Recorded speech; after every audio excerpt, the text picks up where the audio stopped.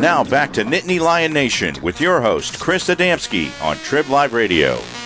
Welcome back to the Nittany Nation program here. As the announcer guy just said, my name is Chris Adamski here. We're the final show that I will be hosting anyway of the program here on TribLIVE Radio. So, wanted to go out with a bang. So, who better to do it with than when talking Penn State football than the head coach of Penn State? That'd be James Franklin. James, thanks a lot for coming on this morning. I really appreciate it. Really appreciate you having us on, man. All the best. Congratulations. Happy for you. I know you're going to do a great job, but we're going to miss you covering college football.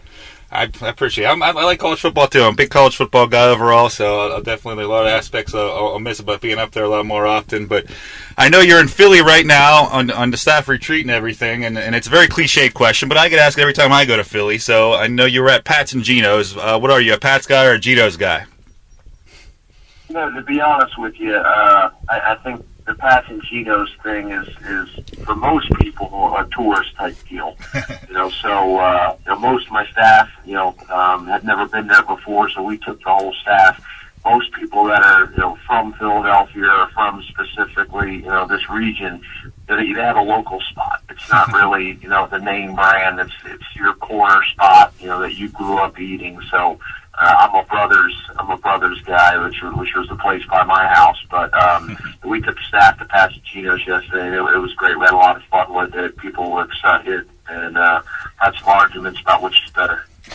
That's in Pittsburgh. There's one Permane Brothers. There's a bunch of locations, but there's no different types of Permane Brothers. So at least you got that in Pittsburgh. So I see tomorrow too. You're throwing out the first pitch at the Phillies game. Now I saw you at Yankee Stadium doing it. So you probably know the answer to this question, or at least part of the answer to the question here. Did you play baseball? And are you the type that when you have something like this, do you want to make sure you don't embarrass yourself because you'll end up on SportsCenter? If you do you practice? Do you throw some? You're on the rubber. I saw you got to the catcher, so you must have at least some experience or some practice with it. Are you nervous or do you work on it at all?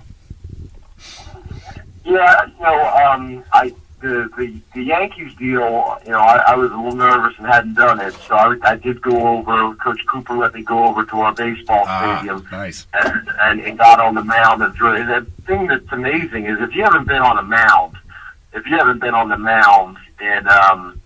in a while, it's amazing how high it is and how steep it is. So being able to do it was important. I was glad I did it because I went to the Yankees. I didn't get a chance to warm up right before the game, which was a little unnerving. But went out and had fun with it, and now we're getting a chance to do it. And obviously with Philadelphia, I didn't do anything this week, and haven't today. Coach James Franklin here in the Nittany Nation program. Now, do you, if someone in your position, hey Chris, yes. Chris, one more thing I do want to say this. Last year. We did this in Pittsburgh and had a great time. And the president of the Pirates, Frank Cunley, is a Penn State guy. So we got a chance to go there and spend some time with him beforehand and the scouting department. They were awesome to us.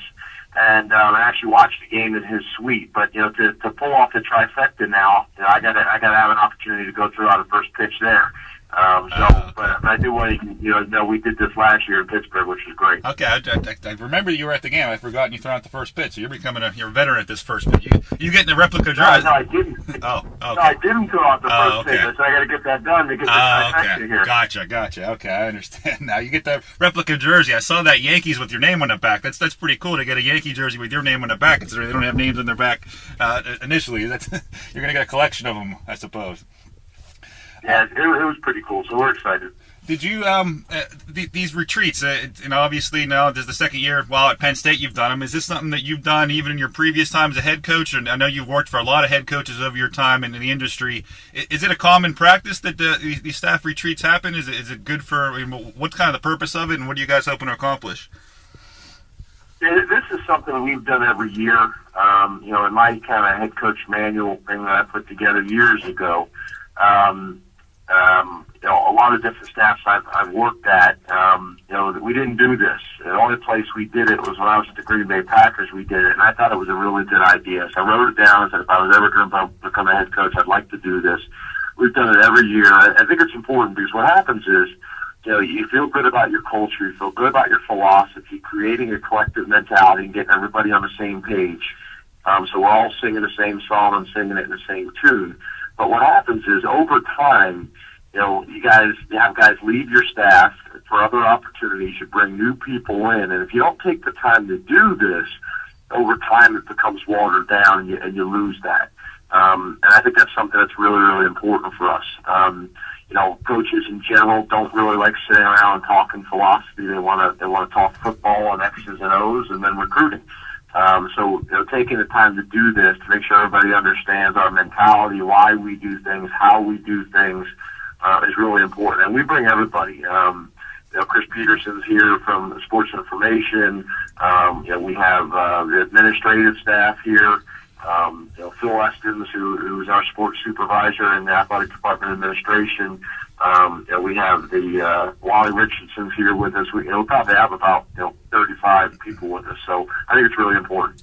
Now, do you guys get, I know this is the time of year in theory, or maybe not, I know that at some point in the summer would be your quote-unquote slow time in terms of your annual calendar. Do you, and again, in someone in your position or even your assistants, do you have time for, a quote-unquote real vacation, to get away? This is still, it sounds like you guys are enjoying yourselves and everything, but do you guys have time? Do you put your budget yourselves time in a calendar? Because it could be a stressful job in terms of taking a vacation, with the family to the beach or somewhere quiet or whatever it is. Yeah, we're only allowed to have limited contact with the players in the summer. So What we do is we have a couple weeks in the summer to allow coaches to get away with their families, which is great, and we stagger it. So there's always somebody here covering the office and things like that. But what's amazing is I was saying the other day, me and my wife were talking. I don't know if I've ever been at a place. I mean, I got a place in Florida. Penn owns a place about 2 blocks from my house. Ricky Ronnie and his family came down. Josh Gaddis and his family came down. So we go on vacation. I look around, and it's half the staff is down there with us. Then I got a text message last week that a bunch of our other staff, PJ Mullen, who's our player development guy, his family owns a house in the Jersey Shore.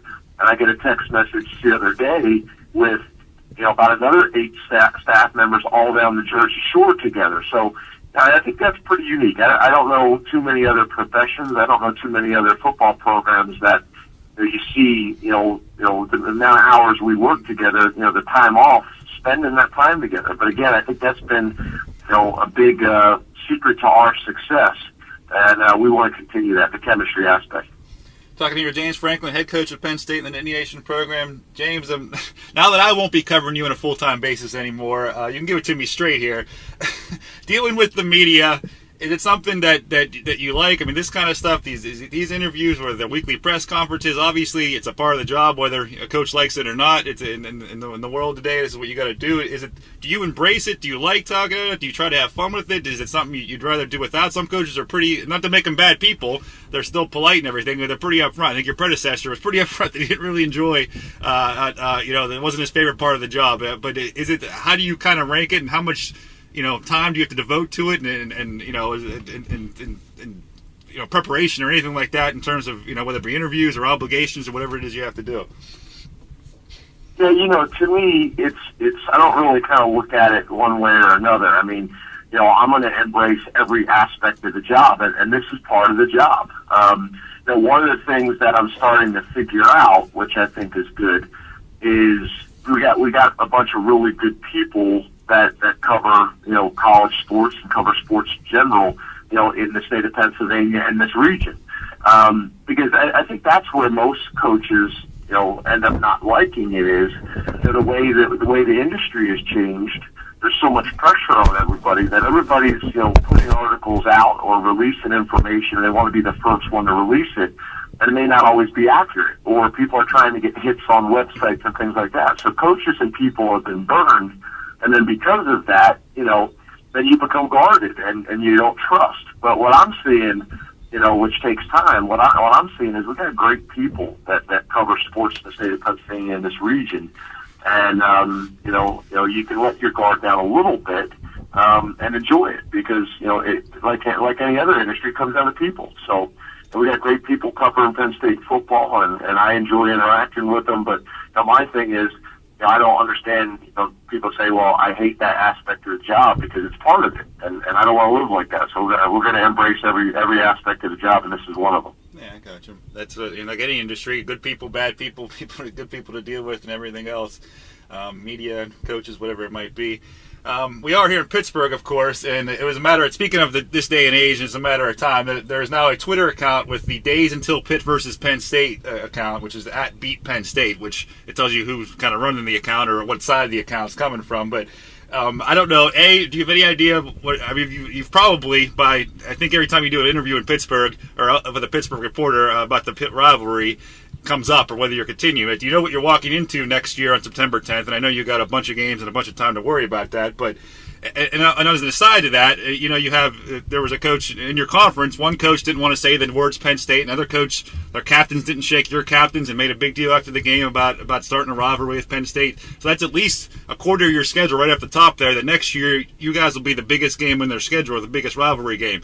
Is that something that you embrace, especially with your kids? Do you like that? Or would you rather not? Obviously, you're going to get the best shot from a bunch of teams. Do you take that? Do you like that? Do you not like that? How do you kind of approach whenever a team treats it as a rivalry game when they play you? A couple things. I think that's part of being at a place like Penn State, with the history and the traditions and the resources and the support and all that kind of stuff. I think that's part of it. In this region, professionally and personally, how people feel about Penn State. So I think that's a big, that's a big aspect of being here. I don't get into all the other stuff. We're excited about playing Pitt. I think it's going to be a great situation. I got a lot of respect for Coach Narduzzi and his staff and what they're doing. I think it's going to be great for the state of Pennsylvania. I think, there's a lot of arguments that could be made both ways of why you should play the game and why it makes sense. I think it's good that we got a 4-game schedule with them. I did see that there was some stuff going on the other day with Pitt and West Virginia, which is another great rivalry. And I heard there was some stuff going on Twitter, which is always fun in the world of social media. But yeah, I think it's going to be exciting. We're looking forward to playing the game. Obviously, our focus right now, especially being in Philadelphia, is opening our season against Temple. At Lincoln Financial Field, where the Eagles play. So that should be a great opportunity for our guys as well, especially for a lot of our fans in South Jersey and stuff like that.